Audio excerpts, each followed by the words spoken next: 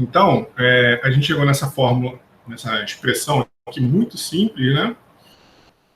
Que relaciona pressão, velocidade e diferença de elevação ao longo de uma linha de corrente.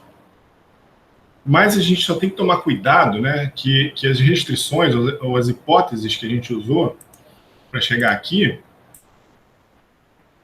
era que o escoamento em regime permanente, incompressível, sem atrito, esse talvez aqui seja o mais forte, né? Ou que é o sentido, né? Todo o sentido disso que a gente está vendo aqui, né? Sem atrito. E ao longo de uma linha de corrente. Isso daqui a gente vai ver como que a gente respeita essa hipótese aqui, com alguns exemplos, com alguns exercícios que a gente vai fazer mais para frente. Então, a equação algébrica, né? Muito simples, para relacionar pressão, velocidade e elevação num fluido. Então, só tomar muito cuidado com as hipóteses, né?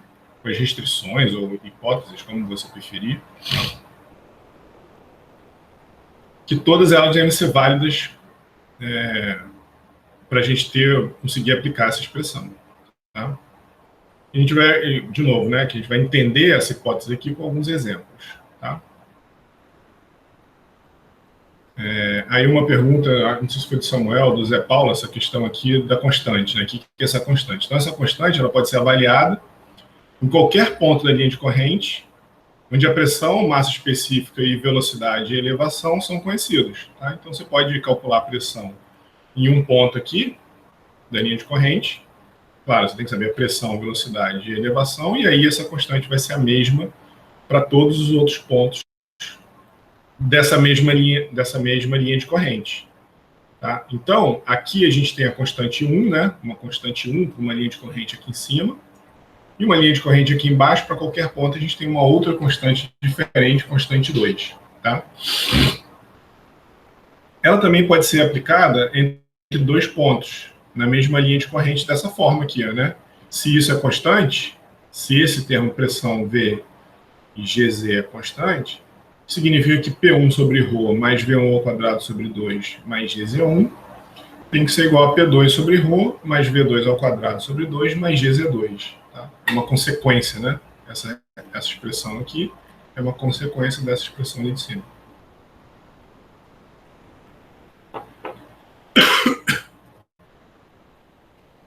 Bom, então a equação de Bernoulli, né? Essa é a famosa equação de Bernoulli.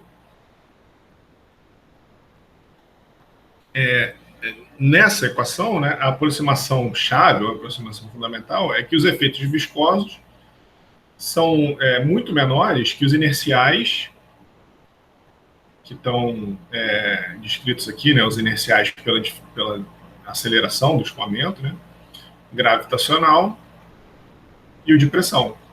Tá? Então, como todos os fluidos têm viscosidade, aquilo que a discussão no início, né, essa aproximação, ela não pode ser válida para todo o campo do escoamento.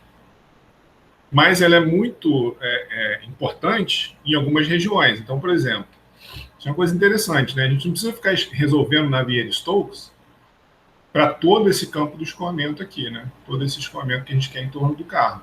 A gente identifica regiões invícidas onde a gente pode desprezar a viscosidade.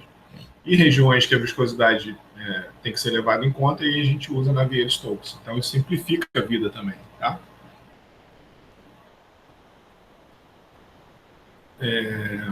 Bom, beleza. Aí é uma questão, né? Os escoamentos internos, os escoamentos confinados, dificilmente a gente consegue usar a hipótese que a viscosidade é desprezível, porque a gente viu que o próprio perfil de velocidade, o escoamento laminar, né? Ele automaticamente sugere que a viscosidade desempenha um papel muito importante aqui no escoamento interno. Mas a gente vai usar essa hipótese considerando que a distância é muito pequenininha, por exemplo, a distâncias curtas. Então, a gente despreza o efeito do atrito, em alguns casos, né, a gente vai ver isso, isso tem que ser explicitamente descrito no problema, mas desde que o comprimento seja muito curto, tá? Que é o que eu estou falando aqui, ó. Em algumas vezes, a gente vai até resolver um exemplo aqui, em alguns instantes disso, né? A gente usa para escoamentos internos, né? O que são escoamentos internos? Escoamento confinado, né? Dentro de um tubo, por exemplo. Isso daqui é um escoamento externo. Tá? E o escoamento confinado dentro de um tubo é um escoamento interno, onde a viscosidade é muito importante sempre, né? Tá? Então a gente tem que fazer essa aproximação que não é muito real, né? Ou a gente vai fazer o que a gente vai mostrar mais para frente, algumas hipóteses como essa daqui, que o comprimento é muito pequenininho, então a gente despreza a viscosidade. Tá? Aí, de forma geral, os efeitos de atrito são muito importantes perto de parede sólida, que aí é um conceito que a gente vai ver mais para frente, mas que é o conceito de camada limite. Então, sempre que a gente está muito pertinho, né, da superfície sólida, por causa daquele fato que eu falei, né, você tem a condição de não deslizamento, aí aqui, perto da superfície sólida, a velocidade é zero, um pouquinho para cima a velocidade é diferente de zero, mais para cima a velocidade é um pouquinho maior, mas aí chega num ponto que a velocidade não muda muito mais, ó, ela fica aproximadamente constante e com a mesma velocidade média que ela atingiu aqui o escoamento. Então, nessa região que o perfil de velocidade varia, a gente chama de camada limite. Por isso que perto da superfície sólida, a gente tem influência da viscosidade. Longe da superfície sólida, o vetor velocidade tem a mesma magnitude da velocidade que atingiu aqui, está chegando aqui no sólido, tá? Beleza? Então aqui, ó, tem um avião, né? E aí a região que não é válida, a região que é rosa aqui, onde a equação de Bernoulli não é válida. Tem um aerofólio aqui, por exemplo, né? Então longe do aerofólio, né, nessas linhas de corrente aqui, a equação de Bernoulli é válida. Mas se a gente der um zoom aqui numa região muito perto, é exatamente isso que eu desenhei aqui, ó. Você tem uma condição de não deslizamento aqui na parede, né? Não deslizamento. E aí as partículas fluidas vão acelerando até o momento que a velocidade aqui, ó, não varia mais, ó. Tá? Daqui para cima, a velocidade não varia mais. Então aqui é a camada limite. Bom? Então a viscosidade, ela só desempenha um papel importante numa região muito pertozinho ali do sólido. Ao longo de quase todo o escoamento, mas é muito importante, né? Ao longo de quase todo o escoamento, a viscosidade pode ser desprezada. Aqui é uma outra forma equivalente de ver isso daqui, né? Isso daqui é uma região de esteira, né? Que é influenciado pelo sólido, então ele deixa essa esteira aqui turbulenta, onde a equação de Bernoulli não é válida. Mas a equação de Bernoulli é válida nas linhas de corrente que não são afetadas pelo sólido, tá vendo? Então tem linhas de corrente aqui, ó, que não são afetadas pelo sólido, então ela é válida. Então aqui não estão desenhadas as linhas de corrente, né? Mas seriam linhas de corrente eventualmente assim, né? Certo? Então as linhas de corrente seriam eventualmente assim. E aqui ao longo de cada linha de corrente a gente teria P sobre ρ mais V ao quadrado sobre 2 mais GZ igual a constante. E essa constante, ela vale para essa linha de corrente, é uma constante 1, né? Para a linha de corrente de baixo é uma outra constante, tá? Para aqui é uma outra constante, certo? Aqui é a mesma coisa, ó. Então, por exemplo, se a gente tem um ventilador, aqui a gente tem trabalho de eixo cruzando a fronteira, né? Então a gente não pode usar aqui a equação de Bernoulli.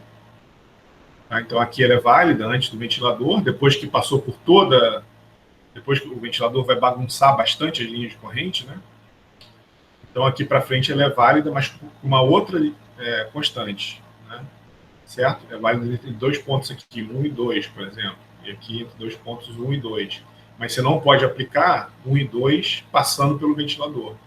Porque a equação de Bernoulli não prevê trabalho de eixo sendo fornecido para o volume de controle ou para o elemento ali que você está analisando. A mesma coisa aqui, ó. Aqui é trabalho, aqui é calor, né?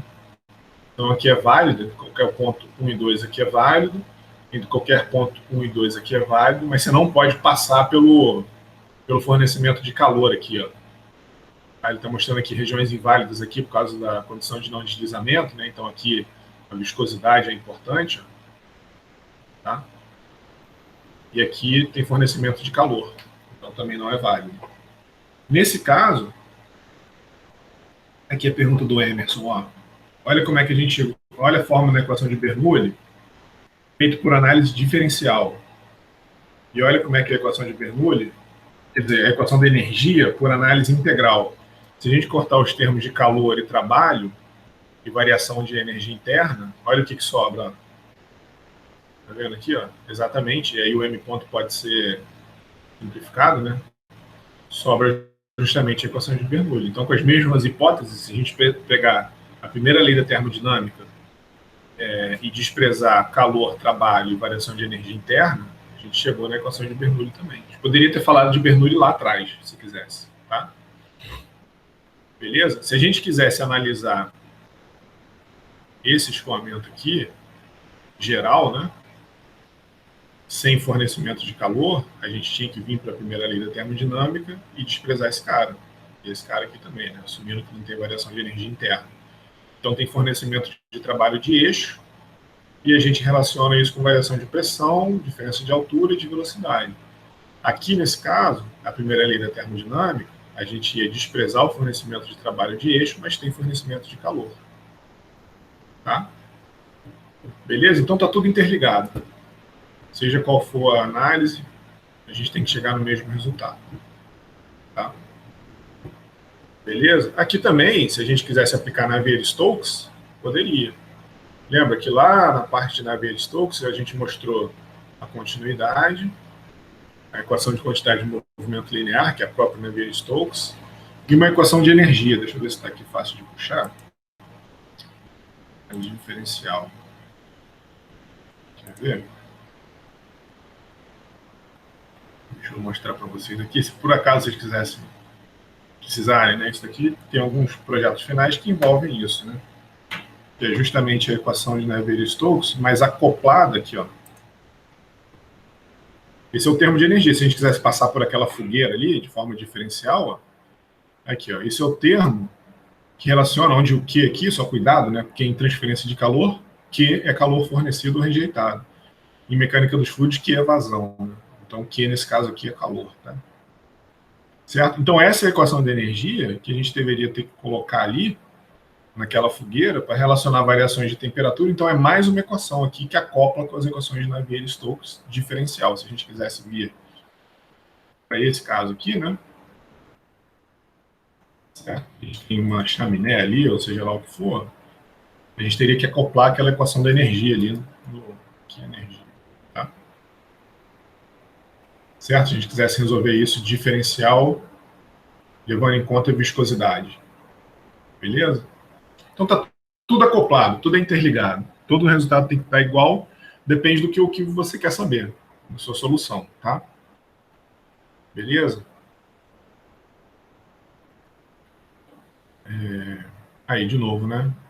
Então, estou mostrando que, partindo da análise integral para a primeira lei, que foi uma conservação da energia, observa que a nossa Bernoulli, né, que a gente desenvolveu aqui, foi um balanço de força. Certo? Isso daqui foi a segunda lei de Newton. Lembra lá, né? Força de corpo, por causa da pressão. Desculpa, força de superfície pela pressão, força de corpo por causa da gravidade e massa vezes aceleração aqui, né? Sobrou o V2 sobre 2, tá? Se a gente partisse da análise integral para a primeira lei da termodinâmica, que foi conservação da energia, sem interação de calor e trabalho, a gente chega em Bernoulli também, tá? Beleza? Professor, diga. A questão do movimento do torque, né, do movimento angular, ela não é estudada em análise diferencial, não, né? Não, você tem razão, você tem razão, Emerson, não é. Não é, mas se você pegar... só em análise integral, você tem razão, você tem toda a razão. A gente não faz uma análise diferencial, eu acho que talvez seja por falta de tempo, talvez seja porque fica um pouco complicado, né? E talvez porque se você pegar o princípio da quantidade de movimento linear e relacionar a força, lembra que a gente fez o exemplo Você consegue fazer também, né? Exatamente. Então, olha só, a gente pegou aqui, lembra disso? Tinha um tubo preso no chão, e aí a gente relacionou o torque que a base aqui tem que, tem que resistir devido à força da gravidade. Então, é justamente o mg vezes um R aqui, né? Certo? E a variação da quantidade de movimento angular do fluido.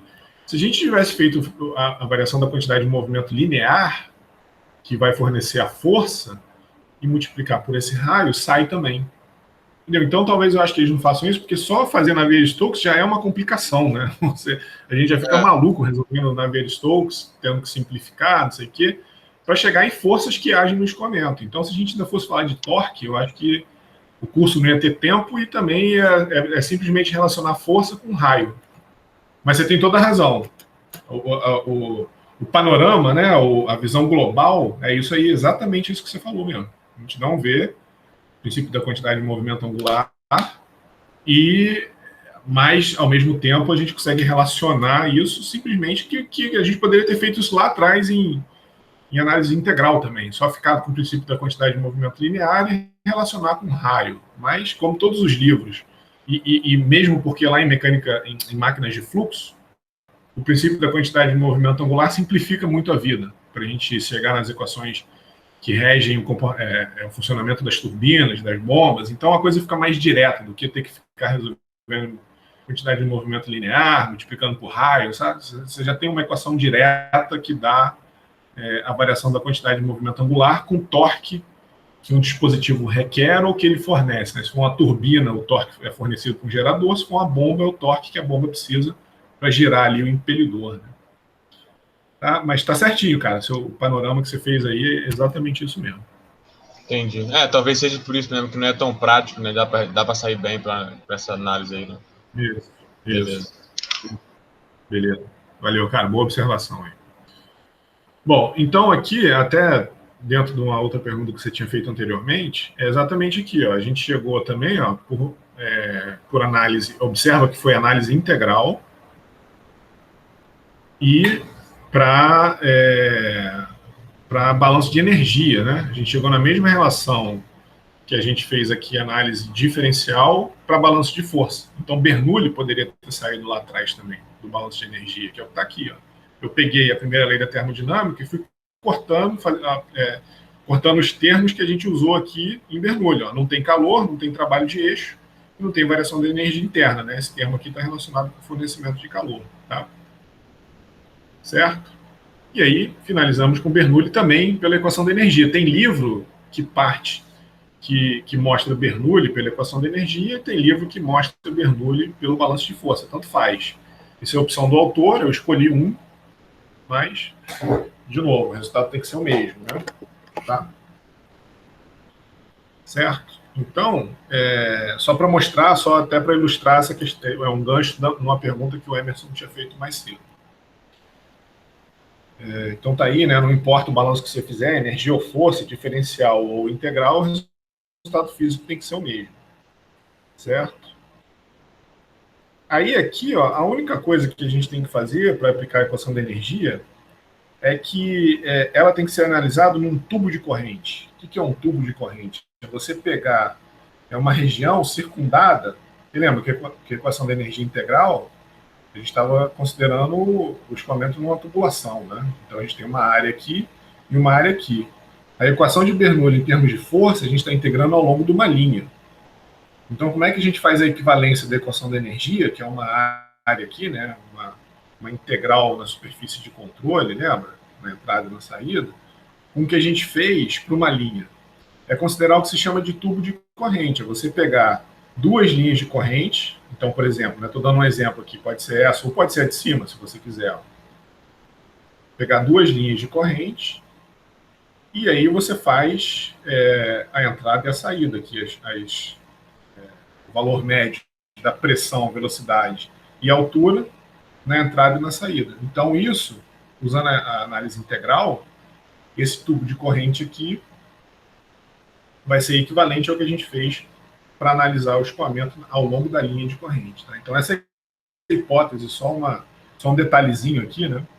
O resultado é o mesmo, mas se a gente quiser fazer vamos dizer assim, a ilustração da aplicação da equação da energia integral, que aí a gente precisa de uma área, né? Por isso que a gente tem que trabalhar com essa ideia de tubo de corrente, porque a gente precisa de uma área. Lembra que a equação integral ela tinha que ter uma área para a gente analisar, na entrada e na saída, onde a gente fazia velocidade média, pressão média, né? Certo? E aqui também, velocidade média, pressão média. Tá? Então, para todos os efeitos, essa pressão nessa área é igual à pressão na linha de corrente que a gente está analisando. Tá? Beleza? Só para fazer essa relação, né? Isso não é para complicar a cabeça de vocês, não. Só para mostrar que as coisas chegariam no mesmo resultado, que é esse daqui. Ó. Tá? Que é esse resultado daqui. Beleza? Tá aqui, ó. Aqui o tubo de corrente é isso daqui, ó. Você pega o escoamento e você faz você restringe, né? Limita o escoamento ao longo das linhas de corrente. Porque a gente sabe que a massa não pode cruzar a linha de corrente. Então a gente pode aplicar a equação da energia ao longo, né, dessa superfície de controle na entrada do tubo de corrente e da superfície de controle na saída do tubo de corrente, que para todos os efeitos a gente assume que é o mesmo ao longo de uma linha de corrente que a gente fez para a aplicação da segunda lei de Newton. Isso daqui é para análise de energia. Tá? Ó, a hipótese de Bernoulli em termos de força, né, escoamento em regime permanente, incompressível, sem atrito, ao longo de uma linha de corrente. Hipótese de Bernoulli em termos de energia, escoamento em regime permanente, então é o mesmo, incompressível, é o mesmo, sem atrito, também é a mesma coisa, ao longo de um tubo de corrente. Né? Só para a gente ter essas áreas aqui bem definidas, por onde a gente aplica, né? Lembra que a equação integral a gente precisava de uma superfície de controle na entrada e na saída. Tá? Certo? Bom, então as equações de Bernoulli, por exemplo, elas são aplicadas ao longo aqui, ó, aqui em regime permanente, né? Essas linhas de emissão aqui, elas são iguais à linha de corrente. Então as equações de Bernoulli são aplicadas aqui nessa região, nessa outra linha de corrente aqui. Mas observa que aqui a gente começa a ter uma turbulência ali, ó. Certa linha de corrente é destruída aqui, ó. Então aqui numa região mais próxima aqui da carroceria, né? O atrito começa a provocar uns fenômenos de turbulência onde a gente não consegue aplicar mais a equação de Bernoulli, tá? Beleza? Então isso daqui seria, a gente pode aplicar Bernoulli aqui longe, né? Para saber a relação entre pressão, velocidade e altura, mas a gente não consegue aplicar aqui, por exemplo.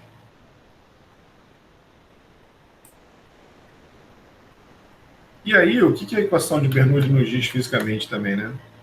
Se o escoamento não for confinado e uma partícula diminui a aceleração, a elevação, então se você tem um escoamento que você reduz a elevação, né? Você imagina um tubo, e em um certo momento esse tubo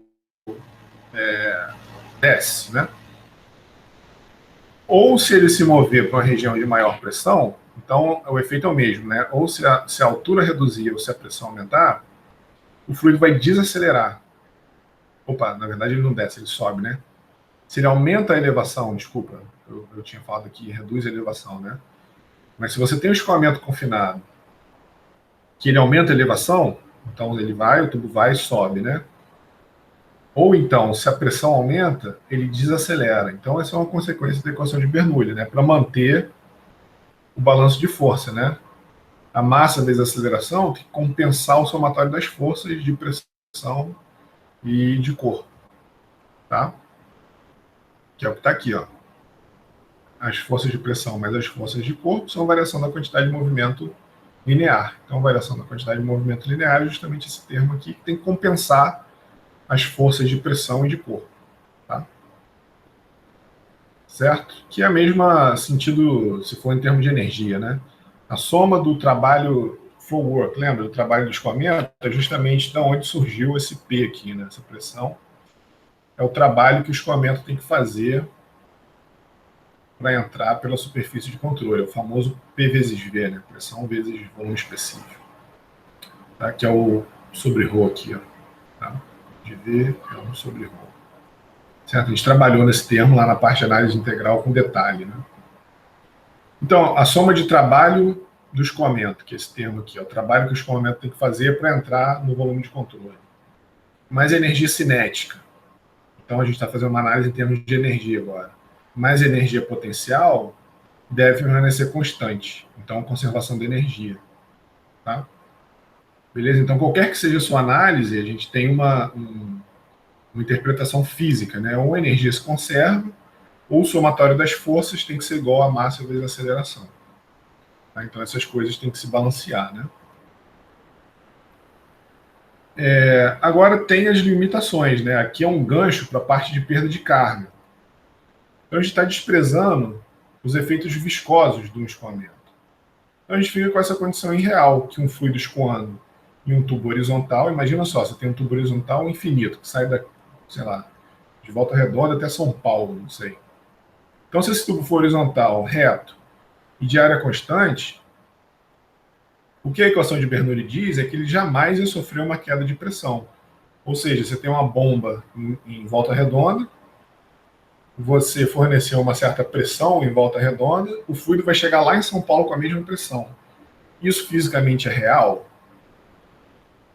Né? Isso faz algum sentido, né? Se a velocidade é constante, aqui está relacionado com a área, né? A 1V1 igual a 2V2 da continuidade. Desnível, né, constante, ou seja, ele é horizontal, significa que a pressão é constante. Será que isso é verdade mesmo? Né? A gente tem que, claro que não, e a gente lembra que essa análise aqui de Bernoulli desprezou a viscosidade. Então, o furo aqui, na verdade, ele é esperado, né? Porque a gente não está considerando viscosidade, então é claro que Bernoulli vai dizer que a pressão nunca varia, né? Não importa quão longo seja o tubo. Então, se a gente quiser usar essa hipótese, né, primeiro a gente tem que ter um tubo muito curtinho, ou então ter um escoamento, como a gente viu lá, né, de movimento de corpo rígido, onde as partículas fluidas não cisalem. Tá? Então, é isso que eu estava falando anteriormente. Né? A gente vai analisar com detalhe os fatores que fazem a pressão variar na parte de perda de carga, que é a próxima matéria. Tá? Então, o nosso gancho vai ser toda a parte de análise integral que a gente fez, o balanço de energia, né? Toda a parte que a gente fez de diferencial, que a gente obteve a solução numérica para o escoamento laminar, e estender para o escoamento turbulento, levando em conta a viscosidade. Então, a gente vai ver o escoamento viscoso, turbulento. Tá? E a gente vai ver que a maneira que a gente vai trabalhar, na verdade, torna a análise muito mecânica, assim, né? Você tem que fazer muito exercício, porque é uma receitinha de bolo, não tem nenhuma complicação, mas tem muita incerteza associada porque é uma análise relativamente aproximada. Certo? Então aqui, basicamente, o que eu estou querendo mostrar para vocês é que esse furo, né, por não considerar a viscosidade, ele é esperado e vocês têm que tomar cuidado fisicamente na hora de aplicar a equação de Bernoulli, porque pode dar resultados irreais como esse, né? Se você pegar um tubo muito longo, ele vai dizer que a pressão não varia muito. Isso não é verdade. A viscosidade, ela vai fazer com que o atrito, parte dessa pressão, seja transformada, né? Parte dessa energia, se você pensar aqui em termos de energia, né? Ela seja transformada em calor, por causa do atrito. Tá? Beleza? Então vai ter mais um termo aqui de perda de energia devido ao atrito, que a gente vai ver lá na parte de perda de carga. Tá? Beleza? Bom, aqui um exemplo ó, de aplicação, bem simplesinho. Então, ó, o ar, um escoamento de ar, em regime permanente, ó, tá? Em baixa velocidade, através de um bocal horizontal, né? Então, um bocal, por definição, é um dispositivo para acelerar o escoamento. Então, isso daqui é um bocal. Descarrega para a atmosfera. Então, no ponto 2 aqui, ó, a gente tem a pressão atmosférica. Tá vendo aqui, ó? E no ponto 1 a gente tem uma certa pressão P1. A gente não sabe qual é. A área do bocal na entrada é de 0,1 metros quadrados aqui, ó, tá? 0,1 metros quadrados. E na saída, 0,02 metros quadrados. 0,02 metros quadrados, tá? Tá aqui, ó. 0,1. Beleza? E área 2, 0,02. E ele quer saber qual a pressão manométrica na entrada do bocal, que está aqui em 1, né? Para produzir uma velocidade na saída de 50 metros por segundo.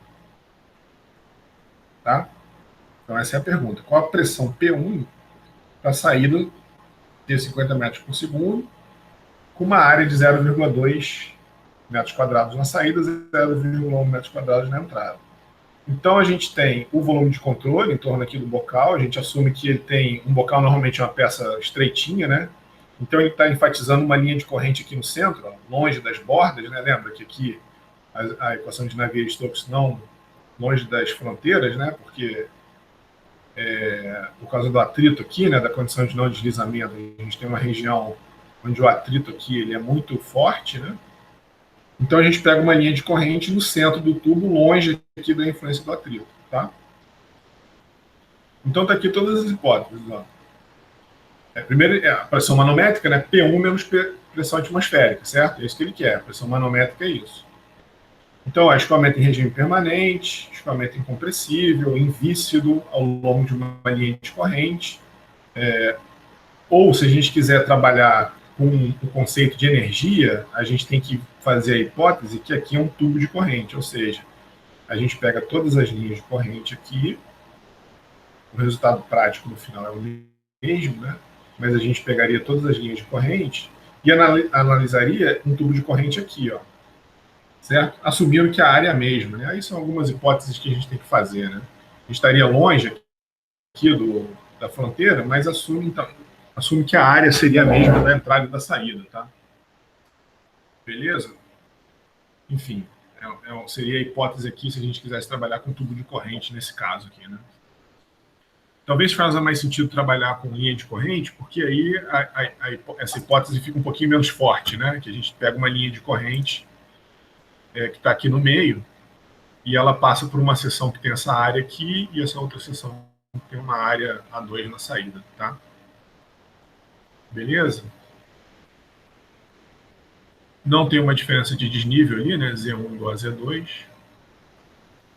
Escoamento uniforme na seção 1 e 2, então aqui nesse momento, como não tem, a gente despreza a viscosidade, a gente não tem a condição de não deslizamento, ou pode até ter, mas o perfil de velocidade ele é basicamente uniforme, dessa forma, né? A gente não considera aquele perfil parabólico lá do escoamento viscoso, né? Tá? A gente sempre aqui assume uma velocidade média. Tá? Então, de posse de todas as hipóteses, a gente usa Bernoulli, né? Pode ser escrito dessa forma ou dessa forma. Tá? Tanto faz. O resultado final é o mesmo. Né? Bom, então a gente pode, com todas as hipóteses, aplicar a equação de Bernoulli ao longo de uma linha ou tubo de corrente entre 1 e 2. Tá? Então, P1 menos pressão atmosférica, então, como a saída 2 já está na pressão atmosférica, então esse aqui já é PATM, né? Então aqui a gente já vai ter a pressão manométrica direto, né? Certo? P2 já está na pressão atmosférica. Que é igual a P1 menos P2. Então esse cara aqui foi embora. Então Rho sobre 2, V2 ao quadrado, menos V1 ao quadrado sobre 2. Tá? A gente não sabe o V1, né? No enunciado só deu o V2. Mas a gente pode usar a continuidade, ó. Como o escoamento incompressível, esse Rho aqui já até poderia sair fora, né? Não precisava estar aí. Então, 1V1 igual a 2V2, tá? Então, o que é o V1, né? Quanto é a velocidade em 1? É a razão de área vezes o V2. A gente tem a razão de área aqui, né? 0,02 sobre 0,1 vezes 50, deu 10 metros por segundo, tá? Então, para o ar nas condições da temperatura e pressão que a gente está, né? A gente pode usar a massa específica de 1,23 kg por metro cúbico. Isso aqui tem que ser dado, né? Ou pode ser calculado por P igual a VRT, né? Tá? Onde V igual a 1 sobre Rho. Opa, errado, desculpa, escrevi errado aí. Deixa eu corrigir. P igual a ρRT, onde o R é a constante de gás para o ar, né, que é 287. Não é a universal. Quando a gente escreve dessa forma aqui, a gente levou em conta a massa molecular do ar. Então, o R para o ar é 287, T em Kelvin, né? Então, a gente tira aqui a massa específica dividida a pressão. Aqui a gente considera uniforme, a gente pode considerar a pressão em 2 como escoamento compressivo, a gente considera igual em todo escoamento. Então, pode pegar a pressão atmosférica, temperatura 300 Kelvin, eventualmente, o R de 287, isso vai dar aproximadamente 1,23 quilos por metro cúbico, tá? Certo? Então, P1 menos, ou pode ser dado de tabela, né? Então, P1 menos pressão atmosférica, massa específica sobre 2, diferença de velocidade. A gente acabou de calcular a velocidade na entrada, né? Já tinha na saída. Então, a gente tem aqui, multiplicando os valores numéricos. Então, aqui, esse bocal, ele tem que ter uma pressão manométrica de 1,48 kPa, ou aproximadamente 1.500 pascal acima da pressão atmosférica, para que na saída, com essa geometria aqui, né, o fluido tenha uma velocidade de 50 metros por segundo. Observa que é claro que aqui tem o efeito da viscosidade, que se a gente quisesse uma análise mais precisa, a gente tinha que levar em conta os efeitos viscosos, mas num cálculo preliminar ou aproximado, a gente tem uma forma simplificada de quantificar essas relações, tá? Entenderam? Tranquilo, né? Bem simplesinho. Professor. Opa. Que conta que você fez aí? É ρRT, isso aí? Lembra da equação de estado de gás ideal? Deixa eu apagar aqui, ó. Lembra lá de física, química? Uhum. PV igual a RT, onde R é a constante universal, né? A gente pode calcular também P igual a... Professor, não é PV igual a nRT, professor? Então, eu já estou tirando o N, né? Eu já estou tirando a massa... Aqui é o nRT, tudo bem, né? Depende de como você escreve o R, né? Se você escreve com R universal, aí é o N. Que, na verdade, seria o Vzinho aqui, né? Ah, tá. Aí você acha o ρ a partir desse... Isso, P, né? exatamente. Se você usar o R do gás que você está trabalhando, aí você não precisa da massa molecular. Então, o R do ar é 287. Aqui você pode botar 300 Kelvin, né? Temperatura atmosférica. E aqui pressão atmosférica, 101.300 pascal. Então, isso sai a massa específica daqui, você tira a massa específica do ar, que vai dar 1,23 aqui, no caso, né? Certo? Eu só estou mostrando isso. Então, se você usar o R universal, a constante universal, você tem que levar em conta a massa no N lá, que o Zé Paulo falou. Se você usar o R do gás, que aqui é o ar, aí você não precisa, tá? A relação fica dessa forma aqui. O R do ar é 287. Eu esqueci a unidade aqui, mas em algum momento aí Entendi. Tem isso. É como usa, eu acho que a massa específica, né? É só levar em conta a massa geral, né? Acho que não é a massa de cada situação. Você fala exatamente. do M, professor? Oi? Você fala a unidade do M? O R, você sabe aí de cabeça? Não? Eu esqueci a unidade do R. Mas é só fazer aqui, né? Volume por mol Kelvin, algo do tipo. Alguma coisa desse tipo aí. Isso aí mesmo. P sobre ρT. Então, é pascal por quilo por metro cúbico, Kelvin. Então, aí você pode abrir o Pascal aqui, né? Pascal é Newton. Newton por metro quadrado. Entendeu? Aí acha a unidade do R. Eu esqueci de cabeça. Mas é alguma coisa desse tipo aí. Por mol, alguma coisa dessa.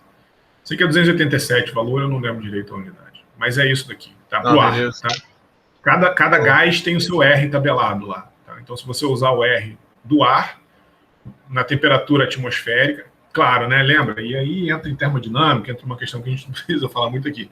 Isso daqui é quando a gente consegue aproximar o ar de um gás ideal. Mas aí, dependendo da pressão e temperatura que ele tiver, essa aproximação aqui não vale. Para o ar, na temperatura e pressão atmosférica, isso daqui é válido. Se for muito fora, tem que ser dado em tabela, ou aí eu vou dar. Mas é só para mostrar que a massa específica sai do famoso PV igual a nRT, né? Ou se você usar o R do gás, sai por essa relação aqui, P igual a ρRT, tá? Beleza? Aqui tem um volume, né? E aqui tem uma massa, né? E aí fica massa sobre volume, aí fica o V ali. E aí o NR, certo? É PV igual a MRT, né? Onde o N, quer dizer, enfim, é uma questão de química. Eu sempre me embolo também, e aí eu sempre, quer dizer, como a gente tem essa relação aqui mais direta, né? Onde o R do gás que a gente está analisando, e aí isso aí é massa específica, tá? Beleza? Ih, 10h30 já. Bom, então eu vou terminar aqui nesse exemplo. Alguma dúvida aí, alguma pergunta? Aí amanhã a gente continua daqui desse outro exemplo aqui do sifão. Uma questão aí, vou parar a gravação.